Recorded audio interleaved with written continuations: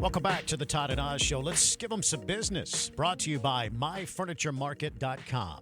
Southwest Airlines is changing the way the seating assignment works after using a system unique to their flights for more than 50 years.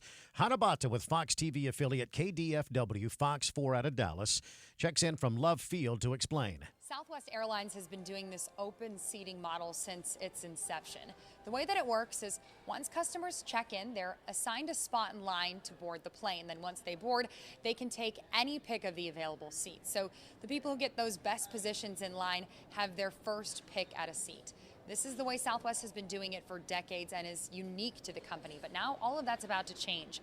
The company says nowadays most customers have tended to prefer the assigned seating model. In a news release, Southwest said its research indicated that open seating was the #1 reason customers turn to a competitor. Now, the airline says it conducted a survey and found that 80% of its passengers preferred assigned seating.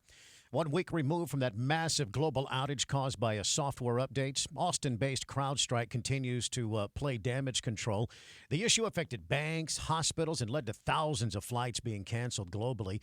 But company officials continue to stress that it was not a cyber attack, but rather an issue caused by a configuration update that caused Windows systems to crash worldwide. And Delta Airlines says it's still working to fully recover from that outage. Capital Metro is facing some challenges transitioning to an all-electric fleet of buses because of battery range limitations and reliability issues and financial setbacks from their suppliers. Well, the buses can only run for about 8 to 10 hours before needing to be fully recharged, making scheduling routes very difficult. A state analysis found that battery electric buses could only serve about 36% of Capital Metro's schedules. Now, the buses also had more mechanical failures and were less reliable than diesel buses. The suppliers face financial difficulties, too, due to supply chain issues and inflation. And with a look at more of your money, here's reporter Jessica Ettinger. On Wall Street, it was a mixed day for stocks yesterday, but Ford shares had their worst day in 16 years. I'm Jessica Ettinger. Wall Street opens this morning after stocks tried to rebound from Wednesday's losses. In the end, yesterday, they clawed only some of them back. OpenAI getting into the search business, and that sent Google parent Alphabet shares lower, tanking the NASDAQ. Ford shares plunged. They had their worst day since 2008. After a disappointing quarter, it sold more cars, but had to repair so many it had already sold that the numbers didn't work out. Plus, if you're in the market to buy a Ford, you may see some better prices soon. It's really that, like the fear that pricing is about to really come down hard. Inventory levels for Ford, 94 days. Inventory should be around 50 to 60. You got a bunch of dealerships with a lot of cars on stock. And the fear is they're going to have to discount them heavily to get them off. RBC's Tom Narayan on CNBC. The Kroger-Albertsons grocery mega merger on hold after a Colorado judge issued an order temporarily blocking it. U.S. economic growth came in hotter than forecast in the second quarter. It was the first look. The economy's doing fine. No recession in sight. Inside that report, some great news on inflation. There's some really good things in this report. A huge decline in the inflation numbers from the prior quarter that has to make the Fed think that it's at or close to a point that it could be cutting interest rates. And the consumption numbers are okay.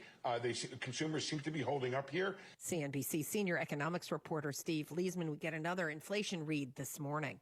You know, Southwest is coming off a profit plunge in the last quarter, and some activist investors seem to be forcing some urgent changes to bring in more money for the airline. Starting next year, Southwest Airlines, for the first time in its 57 years of flying, will be offering assigned seating. It will also be offering, for the first time ever, business class seats with extra leg room. So you're looking at a differentiated cabin as opposed to everything that we've seen since 1967 on a Southwest Airlines plane, which is one type of seat throughout the entire plane, no assigned seating. CNBC's Phil LeBeau. On today's watch list, we get the latest on inflation. It's the PCE, the Personal Consumption Expenditures Report for June. We get the latest numbers on personal income and spending, a new read on consumer sentiment. Earnings are coming from Bristol Myers Squibb, Colgate, Palmolive, and 3M. The Summer Olympics in Paris opening ceremony is on today. And with sports betting now legal in more than 40 states, the gambling apps are gearing up for wagering. New in theaters tonight, Disney Marvel's Deadpool and Wolverine. That is reporter Jessica Ettinger at 5:54. An Ohio court essentially tells consumers, don't be a bunch of boneheads out there when it comes to so-called boneless chicken wings. The Ohio Supreme Court has ruled consumers cannot expect boneless chicken wings to actually be free of bones. Michael Berkheimer sued the restaurant Wings on Brockwood after eating what he thought were boneless wings. But after 3 days of running a fever and vomiting, Berkheimer went to the emergency room. Let him get away with anything now. Chicken bone had torn his esophagus and caused an infection. Berkheimer sued the restaurant. The court ruled 4-3 against him. The majority writing Berkheimer should have been on guard for bones, since it's common knowledge that chickens have them. Tom Rigotti, Fox News. 5:55 here at KLBJ. The Todd and Oz Show. Attention, CD.